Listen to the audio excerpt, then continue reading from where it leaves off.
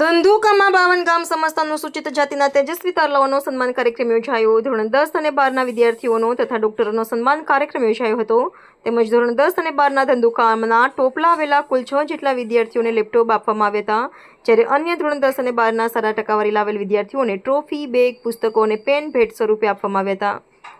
અમદાવાદ જિલ્લાના ધંધુકા શહેરમાં આજરોજ સવારના ધંધુકાના સત્વરા સમાજની વાડી ખાતે 52 ગામ સમસ્ત અનુસૂચિત જાતિ સમાજના તેજસ્વી તારલાઓનો સન્માન કાર્યક્રમ યોજાયો હતો.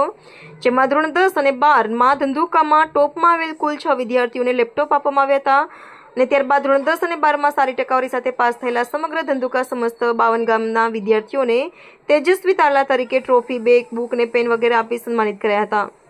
સાથે જ સમાજમાંથી બનેલ ડોક્ટરોને પણ કીટ અપાયા હતા. તેમજ આવેલ તમામ મહાનુભાવોને ટ્રોફી આપી સન્માનિત કર્યા હતા.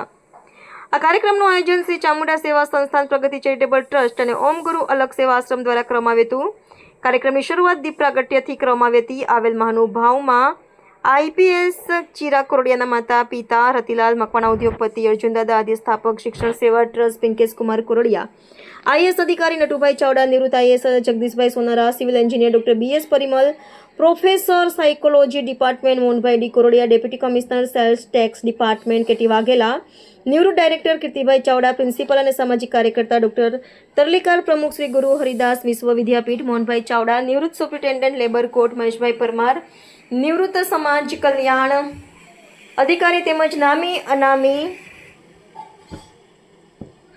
કાર્યકર્તાઓ, સામાજિક કાર્યકર્તાઓ, સામાજિક સંસ્થાઓ, અધિકારીઓ તેમજ 180થી વધારે વિદ્યાર્થીઓ તેમજ તેમના વાલીઓ સાથે 52 ગામ સમાજના લોકો ઉપસ્થિત રહી કાર્યક્રમને સફળ બનાવ્યો હતો. આ કાર્યક્રમનું આયોજન શ્રી ચામુંડા સેવા સંસ્થાન, પ્રગતિ ચેરિટેબલ ટ્રસ્ટ અને ઓમ ગુરુ અલગ સેવા આશ્રમ દ્વારા કરવામાં આવ્યું હતું. રિપોર્ટર સી કે બારડ.